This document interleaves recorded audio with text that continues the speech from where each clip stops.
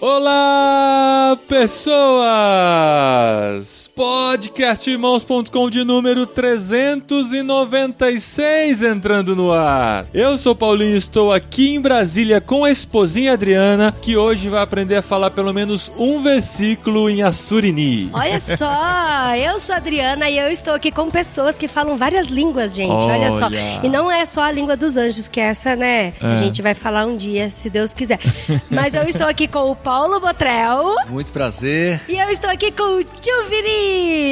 Oi, é um prazer também estar com viu? você. Tio Viri, gente, é Tio difícil. Viri, a gente tá tentando... Não é o Tio Viri. Exatamente. É tudo junto, é o Tio Viri. O Tio Viri, é isso aí. que é o nome indígena dele. Daqui a pouco ele vai explicar por quê. E nós estamos aqui na Missão Além, participando do curso Perspectivas, que a gente divulgou bastante no nosso podcast. Estamos aqui passando uma semana maravilhosa, comendo bem pra caramba. Comendo muito. Inclusive, a gente escolhe os horários pela comida, né? Que horas que a gente vai se falar? Depois do café, depois do almoço, depois do outro café, depois do terceiro café. A gente é quase hobbit. A gente faz o primeiro de jejum, o segundo de jejum. E ainda tem o caldo da noite. E ainda tem o caldo da noite. Você acha que não tem mais nada pra comer, 10h30 da noite serve um caldo. É. Então, e o Tio Viri é que busca o café, leva o café, faz o café e estamos aí. É verdade, muito bom, gente. E nesse programa especial, a gente vai falar sobre um tema muito interessante que tem a ver com o que esses dois fazem e já fizeram muito na vida, que é a tradução da Bíblia para povos minoritários, digamos assim, ou para povos que ainda não têm a tradução da Bíblia, obviamente. E a gente vai conversar sobre isso nesse programa aqui do podcastirmãos.com.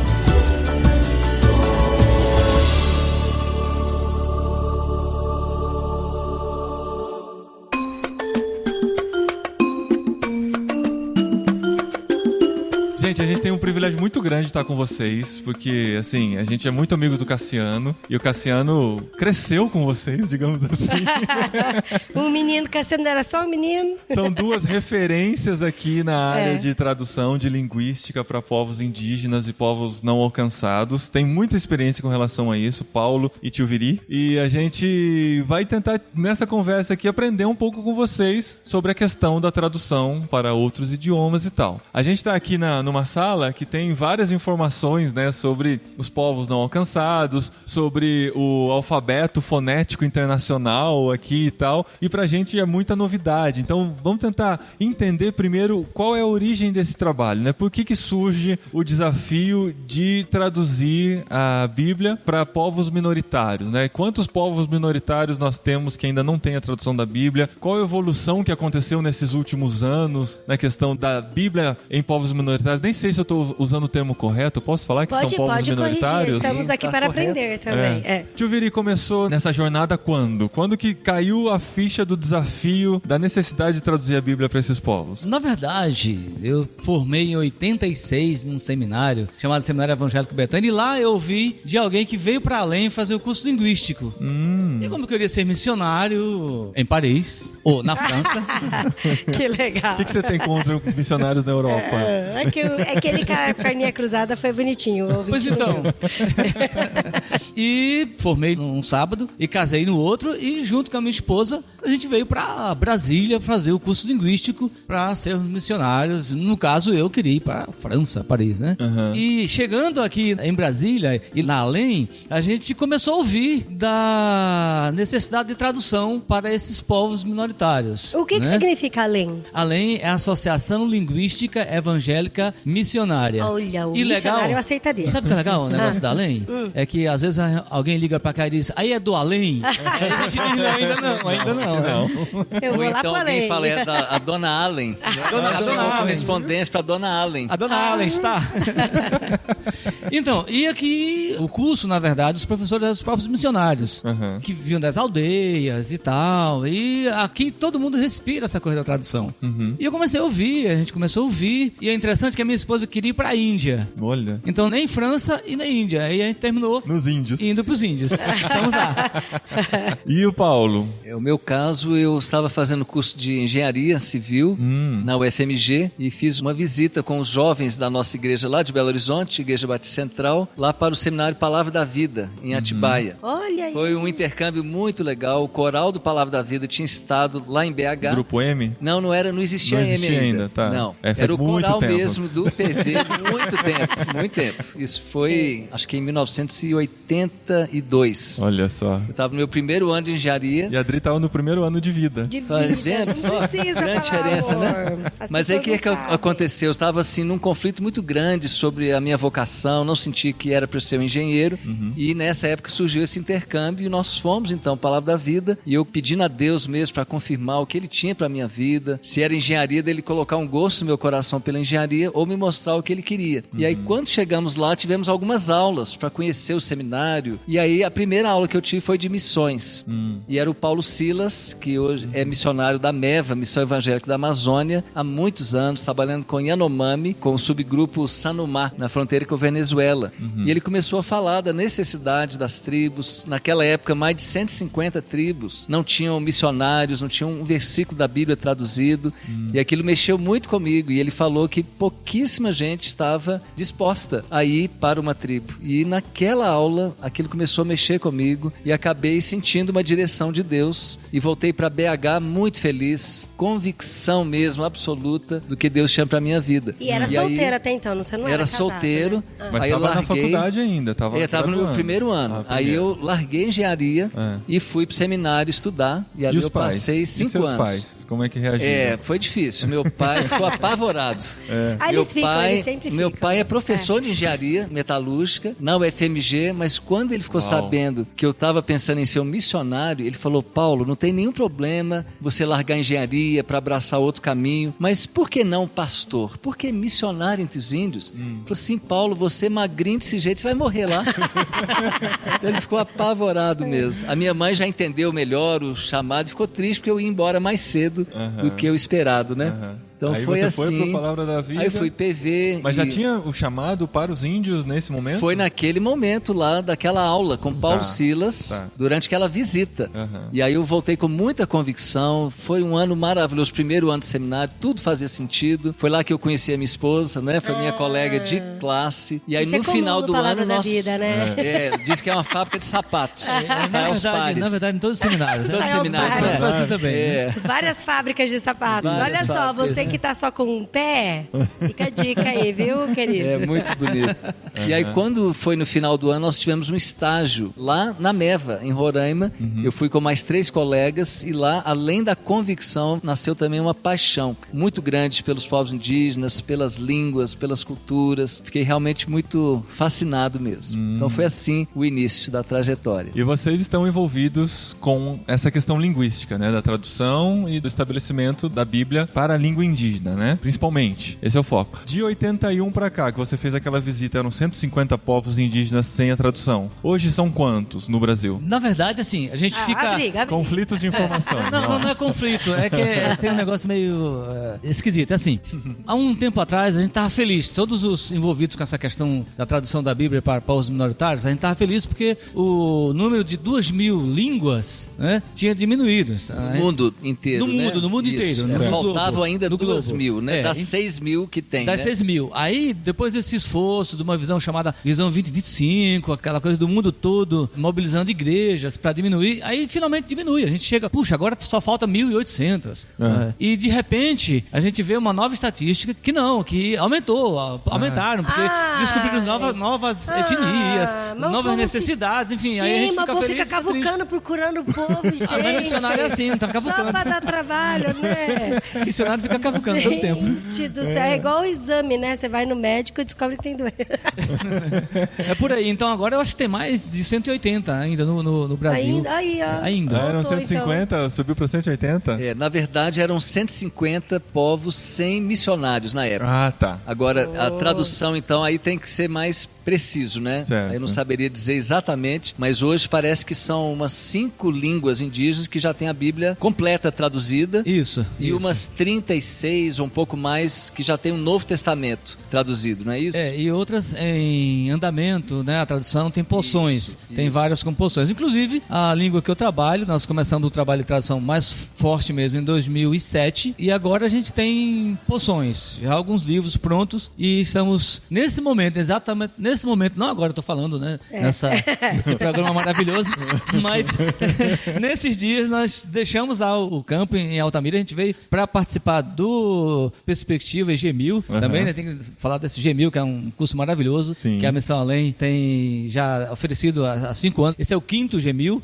né? A gente divulgou também bastante ele no podcast. Isso, legal. Então, a gente saiu de lá, a minha esposa é uma das cabeças que pensou esse G1000, e a gente saiu lá de Altamira, lá do Médio Xingu, no Pará, para vir aqui para Brasília, só para esse curso. Né? E assim, nós estamos trabalhando, estamos finalizando os 25 primeiros capítulos de Gênesis. Está pronto para ser consultado. Na língua Assurini do Xingu. Em Altamira, na região de Altamira, no Médio Xingu. Porque tem 2 Assurini. Tem um Assurini do Tocantins. Pra você saber, eu trabalho com o Assurini do Xingu. São 2 línguas diferentes. 2 línguas diferentes. Culturas diferentes.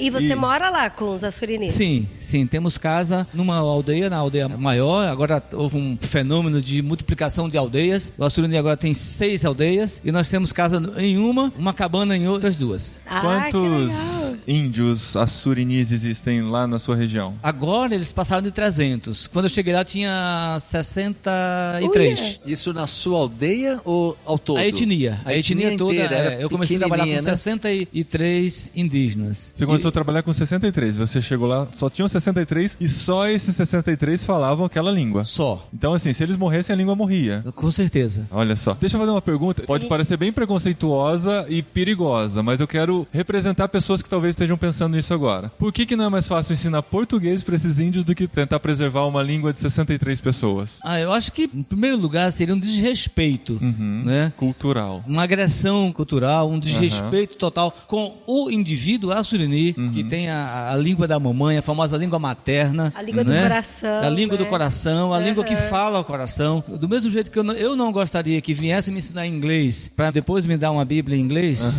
para eu ler em inglês, eu também não quero, nem quis, não concordo com essa questão de ensinar o português para o indígena, né? Ele tem a língua dele que é a marca do povo, né? É algo que está dentro, assim, que faz parte do ser assurini, é falar a sua língua. E além disso, mesmo que esses indígenas aprendessem o português, e muitos falam até são bilíngues, né? Não assurini necessariamente, mas outras tribos, em geral o domínio do português que eles têm é mais para lidar com o comércio, com o dia a dia, mas não para tratar das questões profundas da alma, do coração. E a língua está muito ligada à cultura também. Então, por mais que ele aprendesse português, sempre ia ser uma coisa meio superficial. Inclusive, a Missão Além tem um programa muito bonito, né? De valorização, incentivo do uso das escrituras na língua materna. Tem ido lá para Guiné-Bissau e o efeito disso é impressionante. De pessoas que falam português em Guiné-Bissau, que é uma das línguas principais, mas já tinham a Bíblia traduzida para alguma língua deles, mas insistiam em ter o estudo da Bíblia em português. Aqui a gente viveu uma experiência muito interessante quando veio alguém do Timor-Leste, né, um pastor que é tradutor para a língua, uma das línguas lá majoritárias, e a gente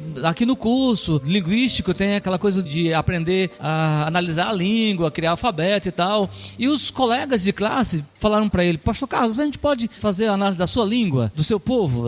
Aí ele disse: pode sim. Então a turma começou, fez a análise e tal. Uau, que legal, né? Muito e legal. Aí eles escreveram um versículo na língua dele, no quadro, e pediram para ele ler. Ele não conseguiu terminar de ler. Tava todo mundo chorando. Uau. Porque ele disse: a primeira vez que eu vejo a Bíblia na minha língua, ele não conseguiu terminar de ler. Uau. Que E ninguém legal. mais, todo mundo começou a chorar, porque era uma emoção muito grande, porque Lindo aquela demais, língua falava né? no coração dele. E ele sendo que falava português, que fala a língua majoritária, que é tradutor para aquela outra língua. E uma coisa que impressionou também, aí já voltando àquela sua primeira pergunta, para 53, agora mais 300, eu estou trabalhando com esse grupo, traduzindo para eles. Esse próprio pastor Carlos, eu andando com ele aqui em Brasília, ele me perguntava: pastor, o senhor traduz para 300 indígenas? Eu falei: sim. E eu não entendia. E ele me perguntou várias vezes: o senhor está traduzindo a Bíblia para 300? Eu falei: tô, porque o povo dele tem mais de 8.000. E ele não traduzia porque achava pouca gente. Pouca gente. Uau, Há caramba. quantos anos o senhor está trabalhando lá para esses 300 indígenas de hoje? Eu cheguei em novembro de 89. Uau. Então temos 30 anos lá. Caramba. Claro, eu não cheguei já traduzindo, né? A gente chega aprendendo a língua.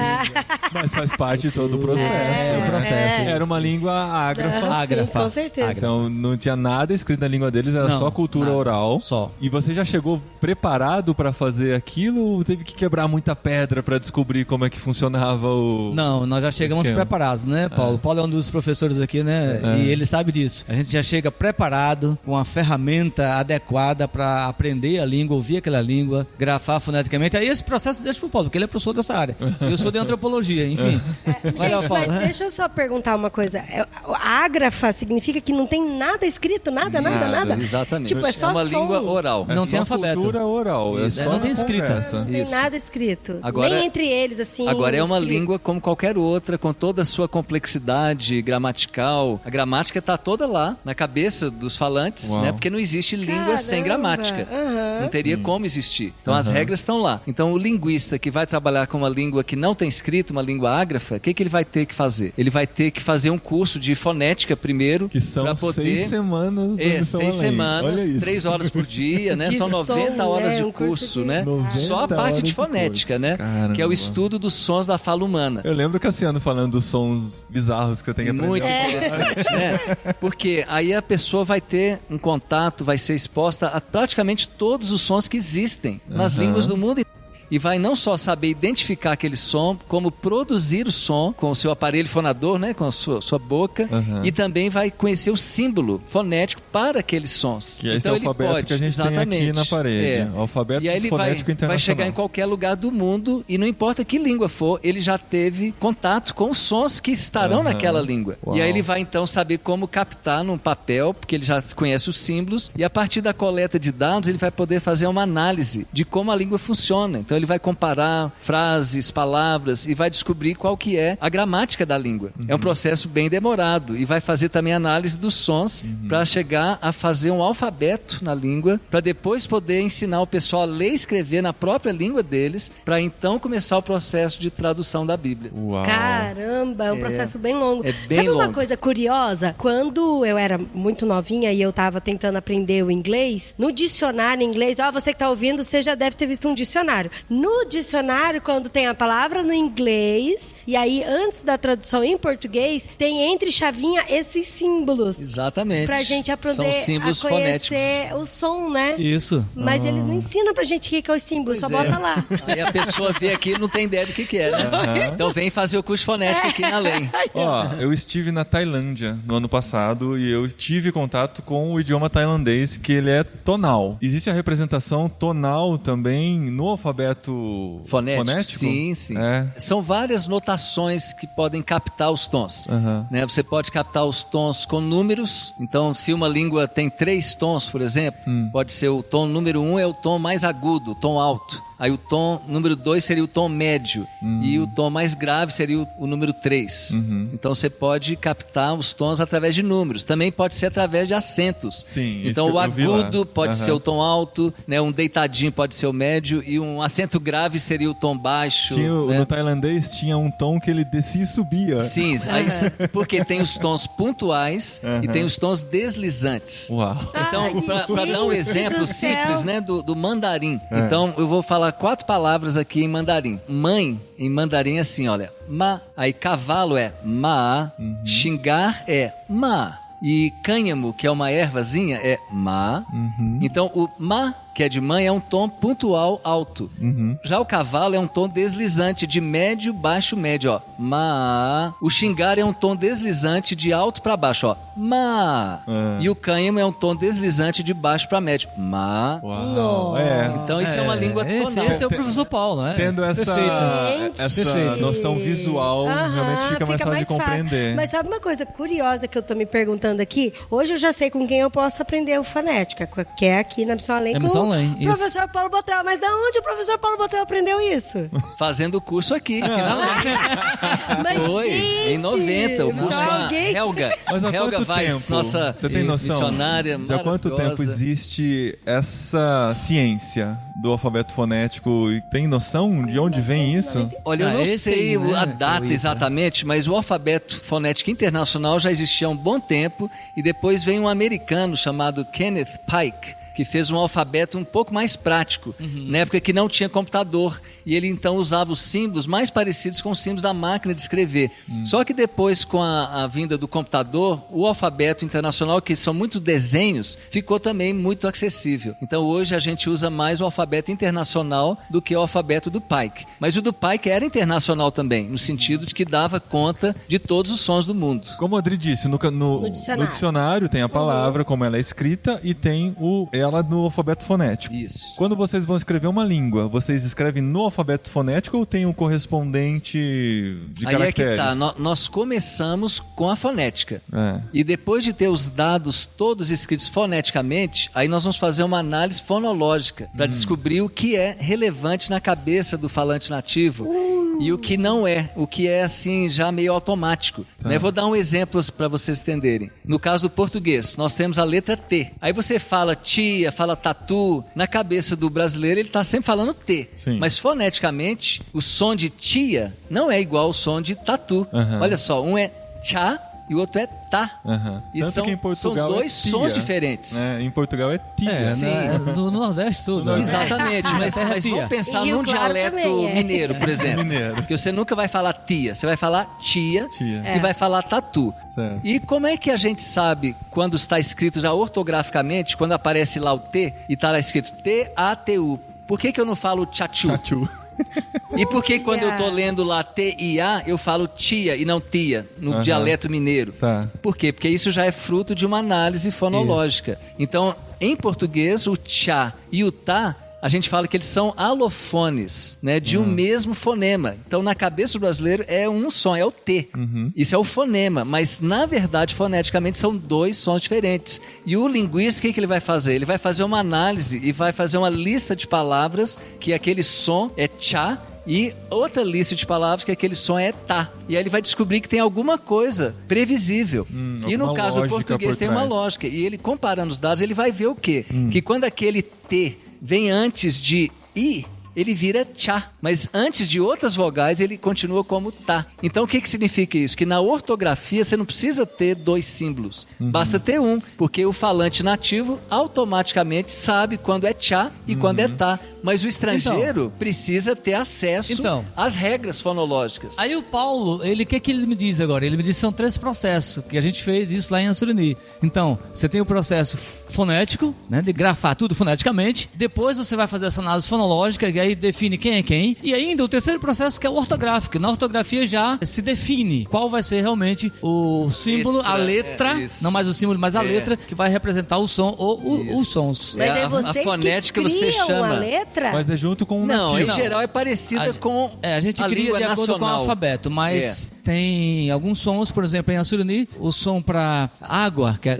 não existe na nossa língua, não existe igual. Então a gente está representando com Y. Então, é Y, né? Agora, I é mãe. Uau. Aí eu pergunto se você ouviu a diferença. Não, por quê? Porque nós... agora, tem uma glotal antes. Pra ser água, tem uma glotal, que a gente chama glotal, antes do I. Então é I. E a mãe é I. Não tem a glotal. Ah, dá um soprinho no final, né? A gente tem, né, no português, que é um A, né? No meu caso, por exemplo, quando eu fiz curso de sobrevivência na selva, foi na tribo Craô. E eu ganhei um nome indígena, que é Caroté. Aí tem, olha a glotal aí, não é Caroté, é Caroté.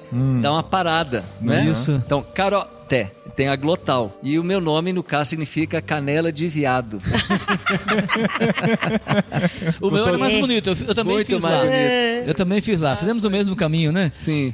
E o meu nome era Tebit Watorikram. Então, Tebit é ligado ao peixe e o Watorikram seria a cabeça do nambu. Olha aí. E a minha esposa ganhou o nome de Cacon, que significa coquinho.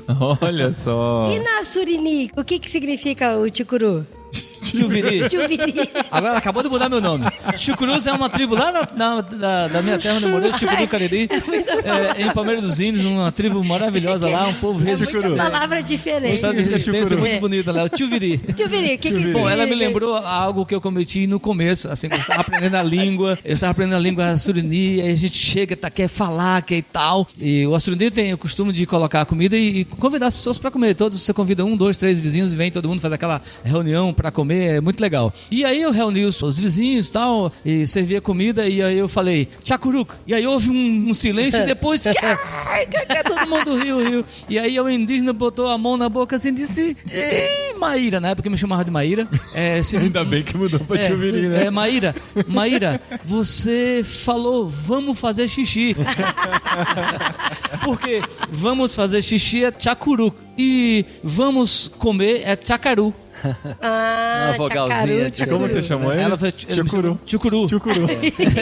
Tio Viri. Vamos fazer. Não privilégio Tchucuru, porque Tchucurus é, como eu falei, a tribo lá do Palmeiras dos Índios. Tio Viri significa um grande pajé. Na verdade, é um nome de uma pessoa, né? Tio Viri, o Viri, Vaqueima, que é uma pessoa, só tem vários nomes. E como os pajés me identificaram como um grande pajé, então em homenagem a esse grande pajé que foi Tio Viri, eles me deram o nome Tio Viri. Uau, é bem mais nobre do que canela de viado, né? É bem mais nobre.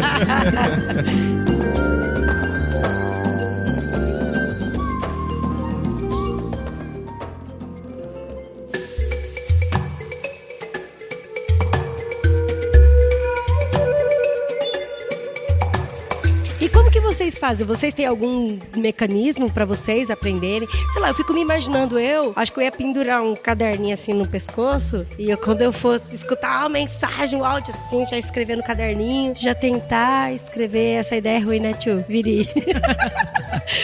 A cara dele, né? Você viu que ele não tava gostando muito da sua ideia. Você tá falando por quê? Pra aprender? Pra eles aprenderem a língua. A língua. Vocês, não, que é vocês assim, missionários aprenderem a língua. É assim, claro, quando a gente chegou lá era no caderninho, na cadernetinha mesmo, né? Até se orientava na lembra, você levava uma cadernetinha pequena pra não assustar, porque o indígena também fica... ele cansa, né?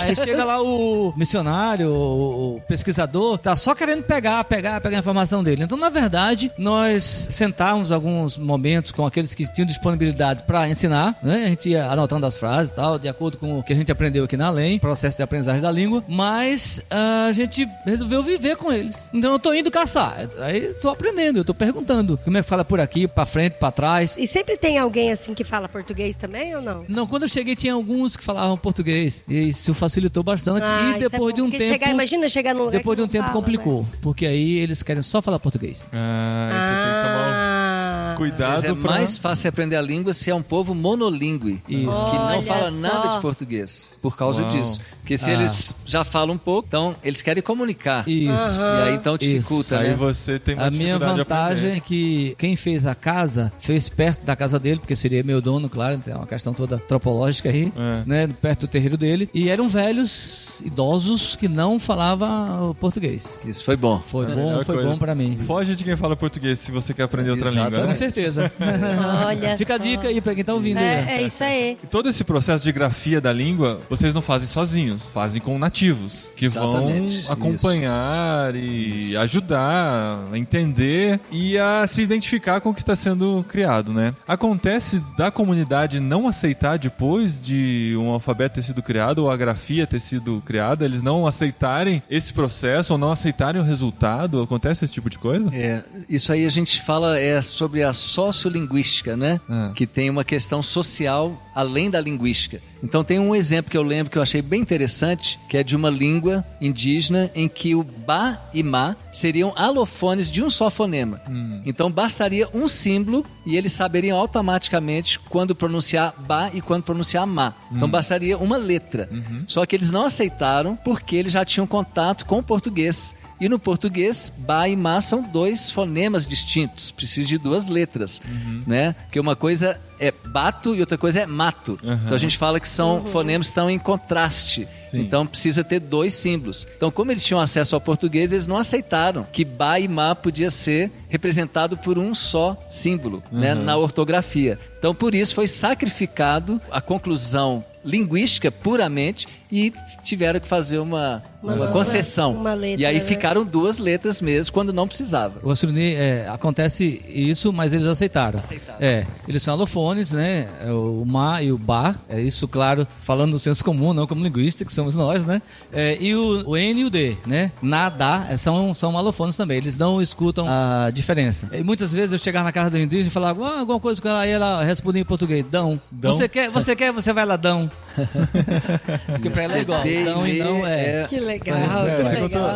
Agora, mesmo um povo ágrafo, quando já tem a Bíblia, né, toda escrita, né, traduzida, publicada, ainda assim existe uma preferência pela oralidade. Então, muita gente tem trabalhado com a gravação da Bíblia na língua deles. Então é às vezes muito mais fácil, né, para eles ouvirem a palavra do que lerem. Pelo hábito, né? Pelo hábito, pela cultura, o costume. Sim, é verdade, é verdade. Ah, que legal. E sabe o que eu acho interessante? Que o trabalho, além de toda a questão cultural, de verificar como que eles trabalham e como eles vivem em comunidade, tem a adaptação do missionário no campo também, né? Sim. Porque assim, a gente está acostumado com a nossa rotina de vida, com a forma como a gente trabalha, de ir no supermercado, comprar as coisas, ligar o chuveiro, coisas pequenas, assim, que lá no campo faz uma diferença muito grande, né? E aí eu queria saber de vocês, assim, como que foi feito? Vocês se prepararam também, além da parte de tradução, linguística, tudo, mas também se prepararam culturalmente, né, para conhecer e para não ter aquele choque tão grande de adaptação cultural, né? Como é que foi isso para vocês? A gente tem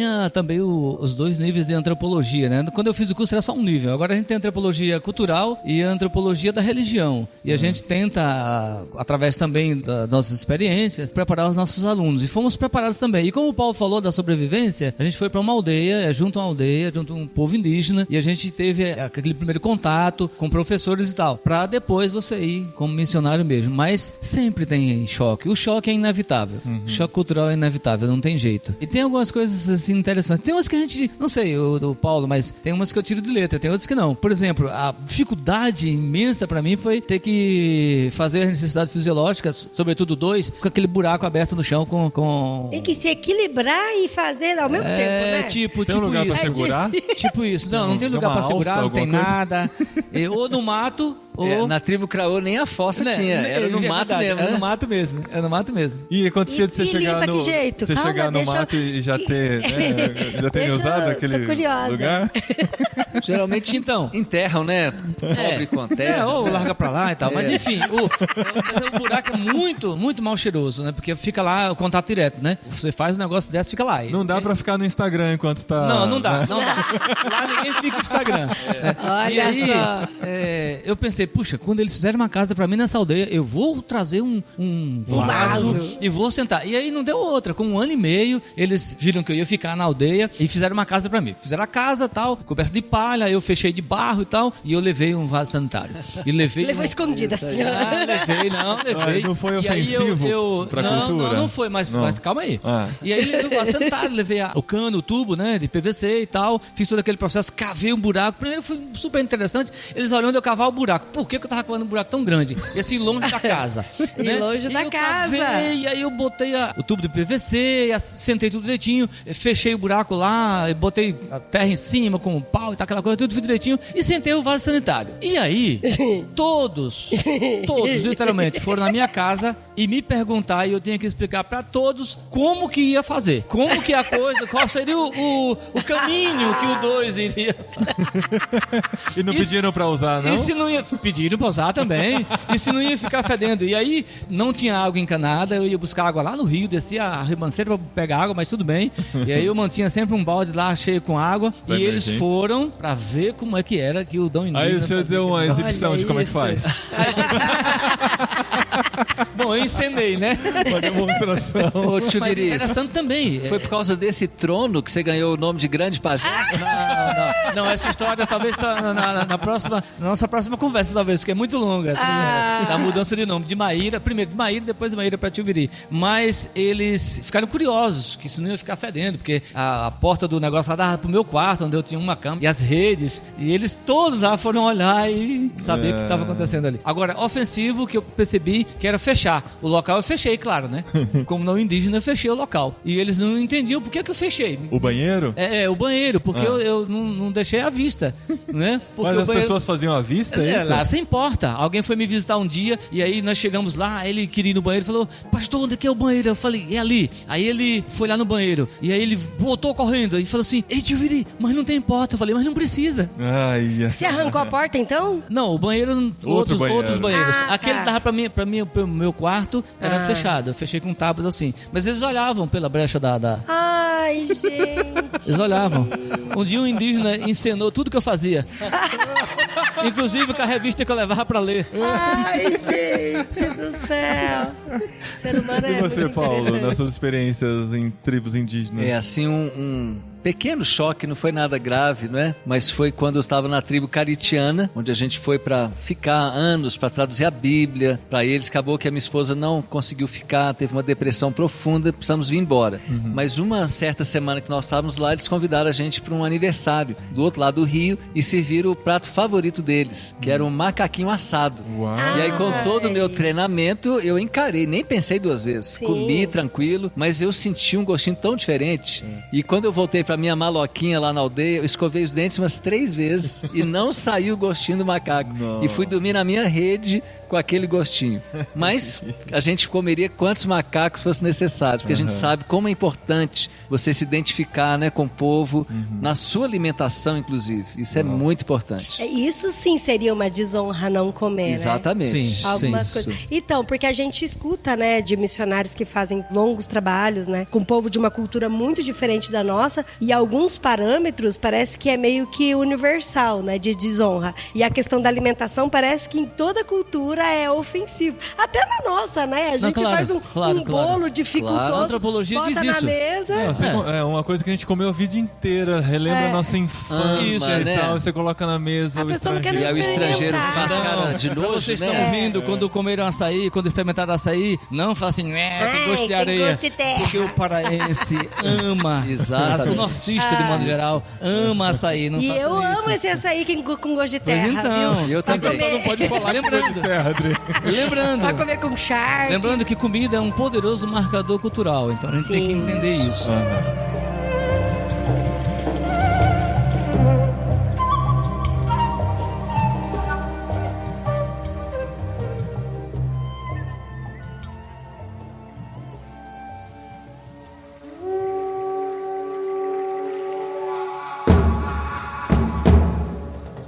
Gente, voltando para a tradução, que eu tenho muitas curiosidades ainda. A gente chegou na grafia da língua, agora a gente precisa entrar no processo da tradução mesmo. Quais são os passos, né? A partir do momento que tem a língua pronta, não começa nenhum processo de tradução antes da língua estar pronta, certo? Não, a gente começa pegando os termos Deus, essa coisa, né?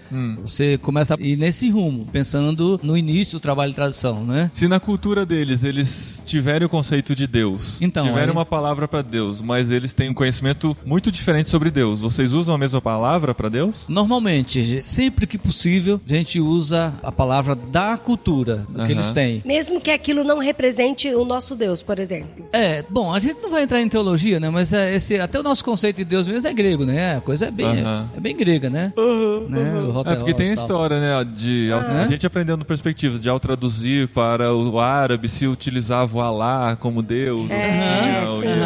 Então, tem todas essas questões. Mas a gente, na medida do possível, a gente deixa o termo que os indígenas aceitam. E depois, a própria igreja, com entendimento, eles dizem, não, esse termo não dá, vamos colocar esse. Então, eles mesmos já, às vezes, mudam. Por exemplo, na Surani a gente usa nosso pai verdadeiro, que é Janeru Veté, para Deus. É porque a questão de simplesmente identificar um nome para Deus e já usar sem entender profundamente pode gerar problema. Porque pode ser que aquele Deus tenha características até malignas. Traga então uma aí não carga. teria como Sim. usar. Aí às vezes teria que emprestar de outra língua, né? Ou cunhar um termo, né? Que poderia... Sim. Foi o que vocês fizeram, né? No Assurini. Nosso pai verdadeiro, né? Isso. Janeruva, que é nosso pai, e até Janeru Veté, que é o nosso pai verdadeiro. Esse é o termo para Deus. Agora, para Espírito Santo, eles não aceitaram nenhuma das possibilidades que a gente tinha, que era o Espírito que está com Deus, o que está lá sempre, não. Então eles não aceitaram e ficou Espírito Santo mesmo. Tem casos muito interessantes sobre as dificuldades na tradução de achar os termos, né? Uma expressão que me marcou muito foi um filme que eu assisti quando eu era aluno aqui, de um filme chamado Vem Até Aqui, da Papua Nova Guiné. A missionária trabalhava há muitos anos lá, já dominava a língua, já estava traduzindo a Bíblia, mas ela não encontrava a expressão para perdão. Não existia na língua. Mas depois de muitos anos lá, ela observou uma reunião que o pessoal fez, nunca tinha visto, fizeram um grande círculo ao redor da aldeia, né, da tabanca ali, e eles colocaram os braços ao redor uns dos os outros, num grande círculo. E ela nunca tinha visto isso e perguntou: o que vocês estão querendo dizer com isso? E aí a pessoa do lado falou: nós estamos querendo dizer com isso que nós não vamos mais levar em conta as coisas ruins que nós temos feito uns contra os outros. Que demais. Aí então ela falou: pronto, achei a minha expressão para perdoar. Então, era o nome daquilo que estava acontecendo. Então o que ela fez? Quando fala que Deus nos perdoou em Cristo, ela colocou: Deus colocou seu braço ao redor dos nossos ombros. Uau. E aí ficou claro, né, que era a questão do perdão. Mas não tinha uma palavra, mas levou anos para descobrir isso, né? Vivendo com eles, para entender a cultura. Isso, assim, a gente admira profundamente os missionários que entregam sua vida por isso, por amor ao povo. Tem como dar uma estimativa, assim, de quantos anos? Eu tenho um aluno aqui que está sentado na última cadeira, ele fala: eu quero fazer isso, igual foi o tio Viri há alguns anos atrás, e eu quero fazer isso. Qual que é a estimativa? Qual é o tempo de dedicação da minha vida que eu vou trabalhar com isso? Então, na nossa experiência ao longo desses 30 e alguns anos já de ministério, a gente percebe o seguinte, que para alguns trabalhos você pode até fazer um projeto de 3, 4, 5 anos e tal, mas para traduzir a Bíblia, você precisa dedicar a vida, né? E sobretudo se for numa dessas tribos, desses povos não tem grafia, é ágrafa, né? A língua apenas falada. Você tem que doar a vida, não tem jeito. É coisa pra vida toda. Pra ter uma noção, no mínimo né? 20 anos, no mínimo. Há 30 anos vocês estão lá. Quantas pessoas estão trabalhando nessa tradução? Hoje, eu e minha esposa e temos um casal que estava trabalhando conosco há algum tempo, que está retornando agora. Esse ano, 2020, estão retornando, mas a gente ficou só nós dois. O resultado é quanto até agora de tradução da Bíblia? Na verdade, eu já cheguei traduzindo, como você falou, né? Então a gente chegou, aprendeu a língua, a cultura, relacionou, trabalhei como enfermeiro, servi como enfermeiro. Isso é interessante, ele servi serviu muito como enfermeiro lá. de 89 filho a 2005. Na tribo, né? O meu filho que está aqui ouvindo a nossa conversa, que ele nasceu lá, a menina foi com 9 meses, hoje já é missionária lá na Ásia, né? E aí, 2007, a gente tinha começado alguma coisa, mas em 2007 a gente começou um processo mais forte. E agora a gente tem, 2007. 2007 começou a grafia da língua também?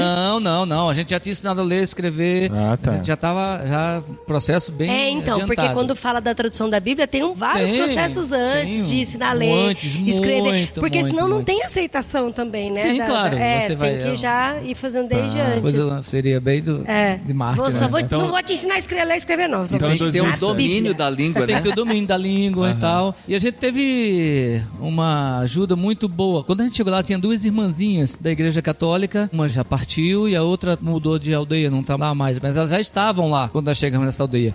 E tinha uma que, inclusive, francesa. As 2 francesas e uma... Olha aí o seu contato com a França. Sim, que demais. Eu sempre amei o francês, a França. Chego lá, tem 2 irmãzinhas francesas. Pessoas excelentes, e que a mais velha, a Maí, ela nos ajudou muito, né? Ela, junto com a minha esposa, ela ajudou muito, porque ela conhecia muita língua. Ela tinha feito um curso com o Dr. Carl Herso, da CIL, que foi nosso professor aqui na Além, e depois de um tempo elas foram embora, a Maí faleceu e a outra foi embora. E nós continuamos o processo. Então, tivemos também essa participação. Também uma professora chamada Lucilene, que está até hoje conosco, só que ela não trabalha mais na aldeia por algum motivo. Também nos ajudou muito nesse processo. É uma pessoa que aprendeu a língua, trabalhou como professora e todo, assim, teve essa equipe, né? Agora, missionários mesmo na evangélica, só eu e minha esposa, a gente continua até hoje. E em 2007 começou o quê mais intensamente? A tradução da Bíblia? Começamos a fazer o primeiro rascunho, ou os primeiros rascunhos do Evangelho de Marcos.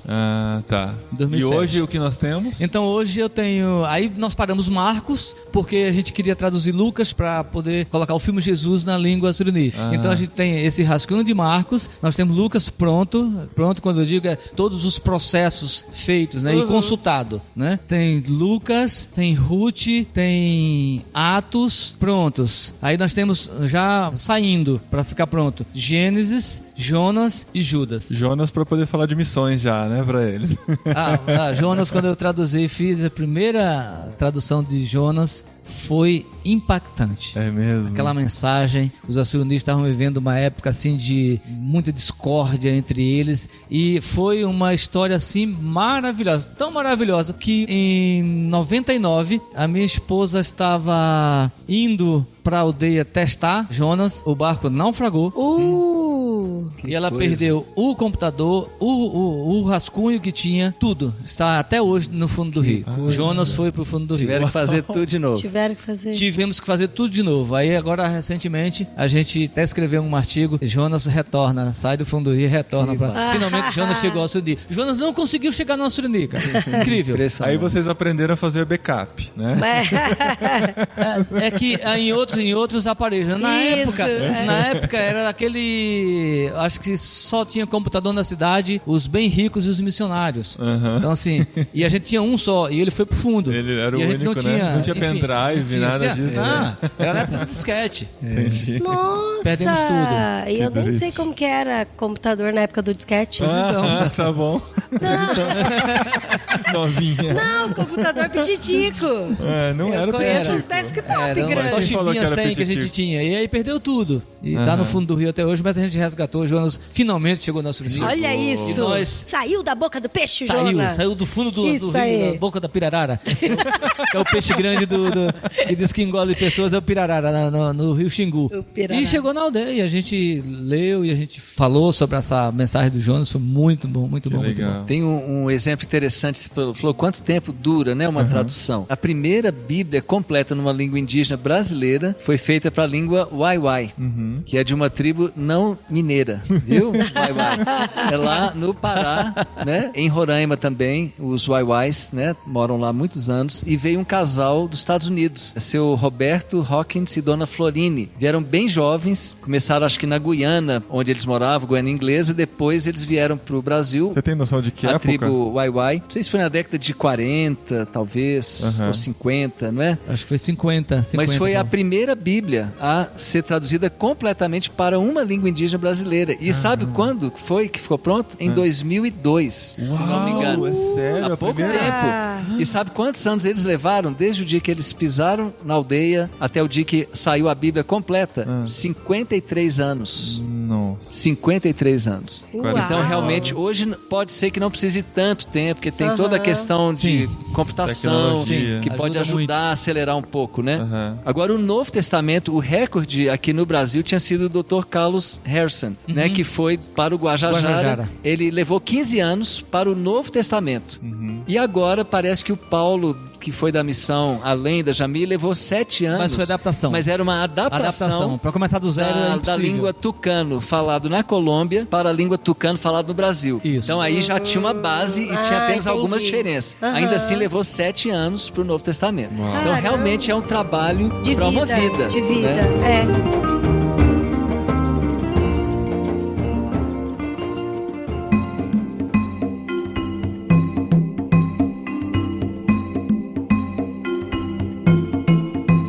Vai ter muita gente ouvindo, se Deus quiser, sentindo interesse de se envolver com isso. Precisa ter uma formação de letras ou alguma coisa de humanas para Ele poder era se envolver? engenheiro, amor? Não, realmente Ajuda. o curso aqui da Além ele é tão completo, tão precioso, que realmente não tem necessidade. Eu mesmo, quando vim, eu tinha feito 1 ano de engenharia civil, depois fiz teologia com ênfase em missões e vim fazer o curso. Tá, E foi depois, suficiente. já como professor aqui, nós tivemos alguns alunos que estavam fazendo mestrado em linguística na UNB e vieram fazer e ficaram maravilhados. E teve um ano que nós tivemos uma aluna que era uma doutoranda Isso. em linguística, nem era evangélica, né? E a orientadora dela falou que ela deveria vir para Além, Olha, fazer que o curso demais, da Além, gente. de tão Caramba. prático, de Glória tão a alto Deus. E nível. lembrando que nosso é. curso é aberto, né? Nosso curso é aberto. Então é fantástico Que demais. mesmo, é um curso muito prático Fantástico. e espetacular. Qual que é a duração do curso completo? De janeiro a setembro. É, Na verdade, são esse ano vai 8 começar meses. em fevereiro. Esse ano começa em fevereiro. Fevereiro a setembro. Que é o CLM que chama? Isso, o CLM. O CLM curso que vai de- acontecer agora já, em fevereiro. Quando Curso que começa? de Linguística Começa- Missionária? Dia 10 de fevereiro. Dia 10 de fevereiro. Tá, vai Aham. ter- Ele sabe porque... Eu vou dar aula de fonética esse ano aqui. É o primeiro, Vou já ficar 6 começa. semanas, Eu venho da antropologia, mas só Isso. vem em abril.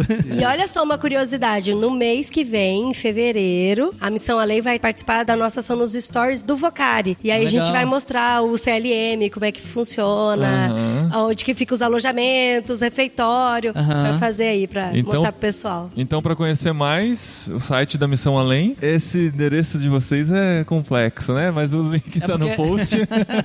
É wycliffe.org.br, porque a Missão Além é o braço da Wycliffe Internacional no Brasil. Isso. Mas o link tá aqui no post para você ter mais informações, tá nas nossas redes sociais também de irmãos.com, para conhecer mais e participar, que vai ter todo esse conteúdo, né, Paulo? Exatamente. Parte da fonética? A fonética a partir da são fonética? 6 semanas, mas junto com a fonética tem outras matérias. Sim, né? ele falou, tem matéria de fonologia, né? introdução linguística, tem gramática, tem educação, tem tradução propriamente, né? Isso. Tem antropologia cultural, antropologia da religião. Não sei se tem política indigenista ou missiologia. Tem missiologia que trata essa questão.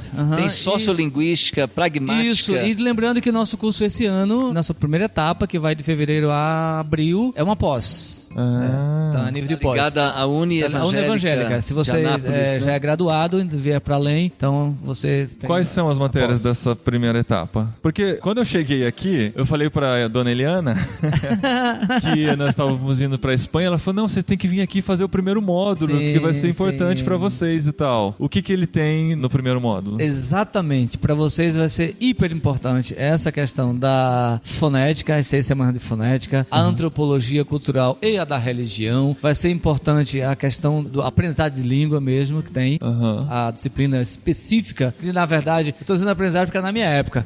Tô aqui até expondo a minha idade, né? Como que é agora?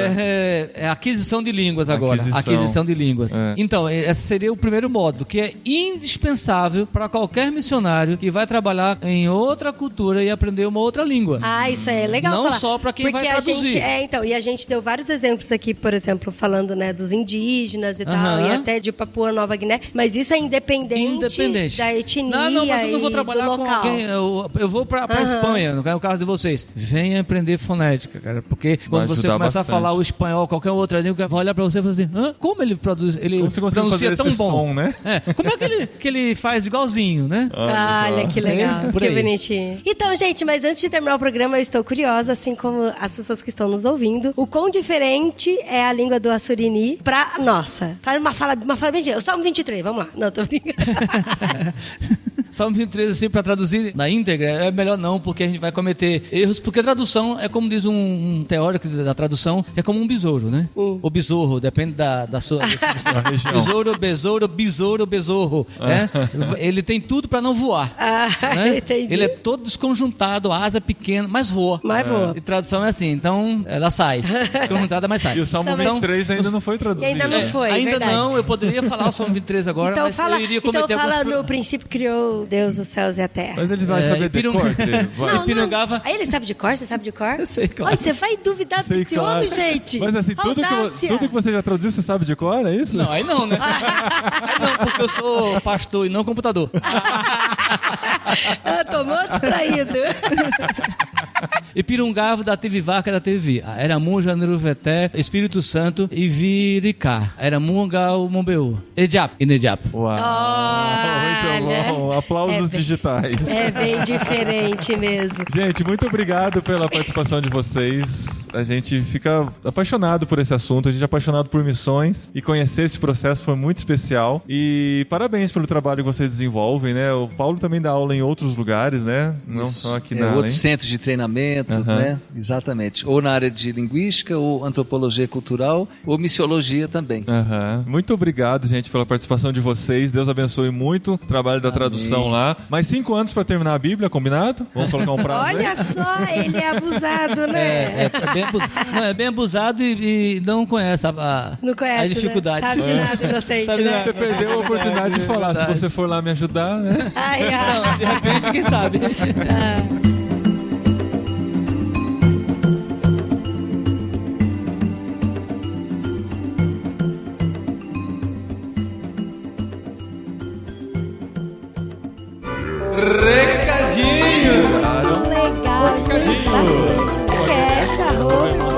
No programa anterior. Muito obrigado.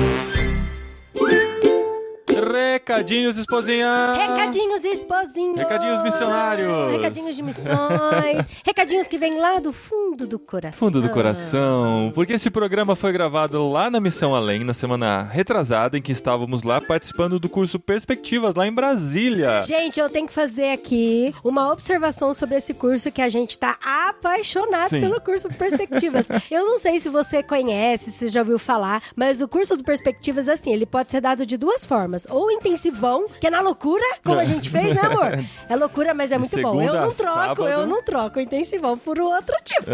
Mas é por causa do nosso estilo e da nossa necessidade também, né? Isso é verdade. Mas ele também pode ser dado uma vez por semana durante 3 meses, porque são 12 aulas e algumas aulas especiais. E as duas pontas, 14 semanas.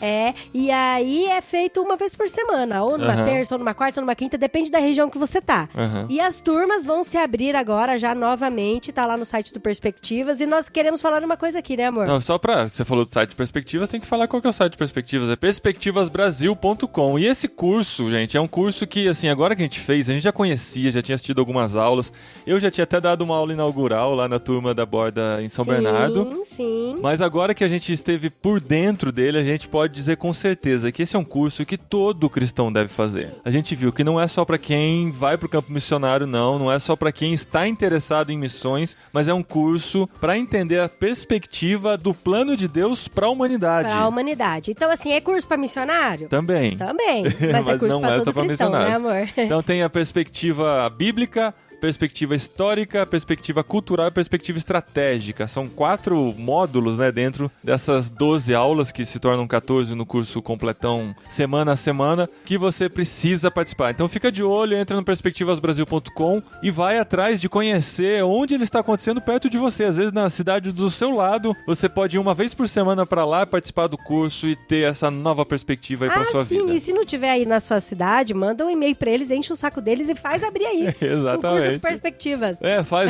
Demonstra que tem bastante gente interessada que o curso vai acontecer e é realmente fantástico, gente. E foi muito legal ter feito lá na Além, né, amor? E o Tio Viri e o Paulo Botrel são professores, né, do curso, lá na Missão Além. Então a gente viu que eles estavam lá e são super especialistas em tradução da Bíblia, em antropologia. A aula do Paulo Botrel de antropologia cultural que isso, gente. É um negócio do outro mundo. Assim.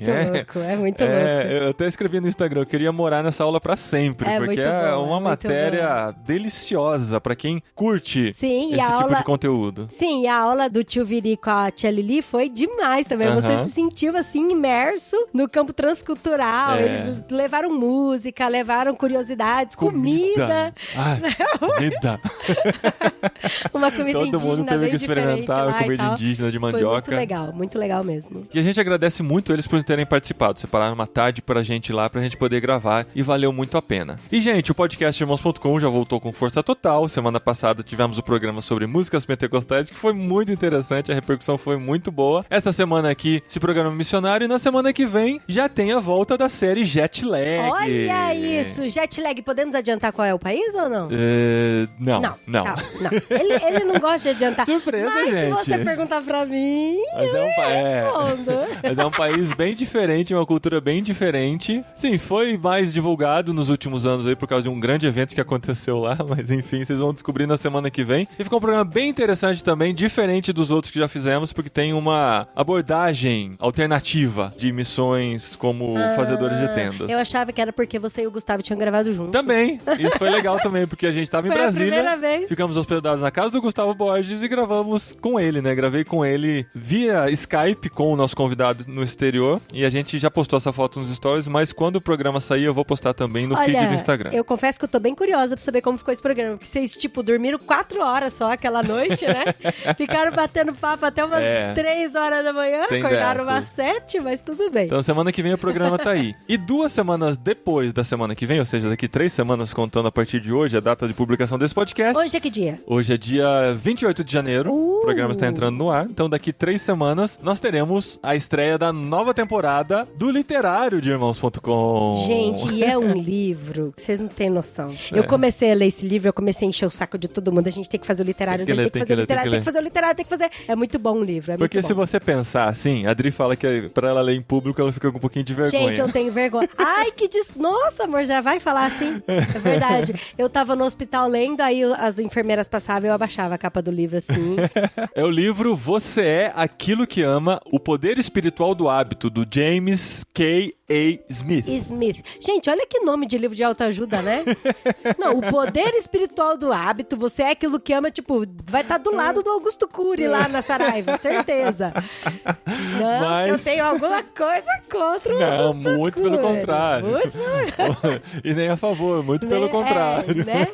Mas eu não leria o livro pela capa de jeito nenhum. Então, mas assim, a gente tá curtindo muito e a gente vai falar sobre ele porque ele tem princípios muito... Sensacionais.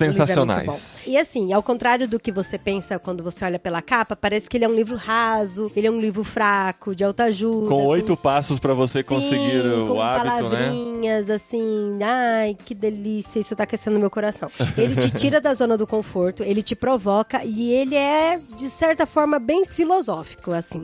Ele cita muito Agostinho. Bom, enfim, não vamos falar muito dele aqui, vamos pro literário, né? Deixa ele pro literário. Então lê com a gente, daqui 3 semanas a gente discute sobre ele no literário. Então você já sabe o que vem pela frente aqui no podcastirmãos.com e você também já sabe o que vem pela frente na nossa vida. Nossa, nossa vida é até um livro aberto, né, gente? Tá escancaramos.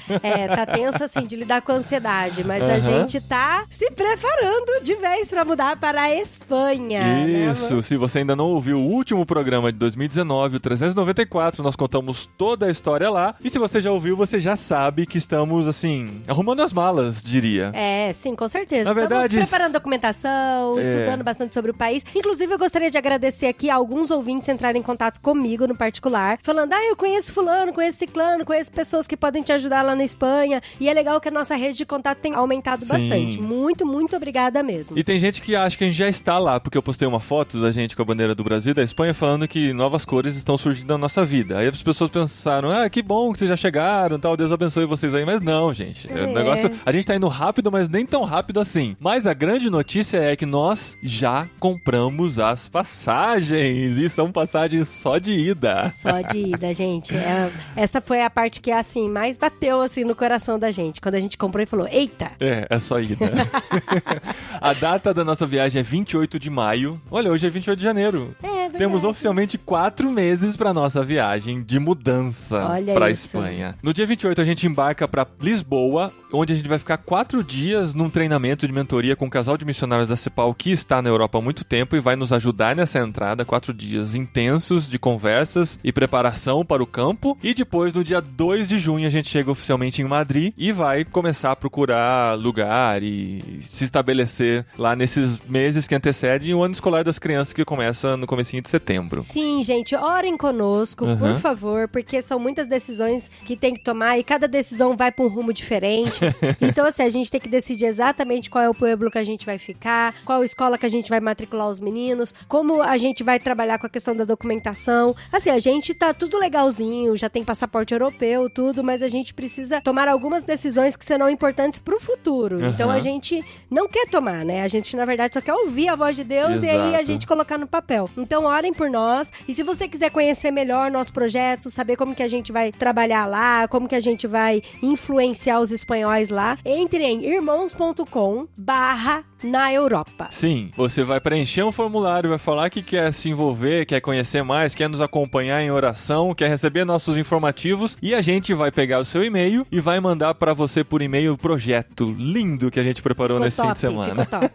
Marido mandou bem. O projeto a gente fez com muito carinho e muita oração. A gente entendeu muito o direcionamento de Deus nesse sentido. Montamos um PDF bonitão. Então preenche o formulário lá. A gente entra em contato com você e você vai saber todos os detalhes de como a gente vai caminhar nesses primeiros meses aqui de 2020. O primeiro ano na Espanha e a partir do segundo ano a gente contemplou tudo lá pra você conhecer e ir com a gente também, né? A gente não quer ir sozinho. Eu sei que Deus vai na frente, mas a gente quer que vocês vão junto com a gente nesse projeto aí de testemunhar do amor de Jesus pros espanhóis. Isso, gente. Então venham lotar a minha caixa de mensagem. irmãos.com/na Europa. E a gente se vê ou se ouve semana que vem aqui no podcast Jetlag de irmãos.com com mais uma viagem pelo mundo, conhecendo gente fazendo coisas incríveis em outro país. E que país será esse, hein?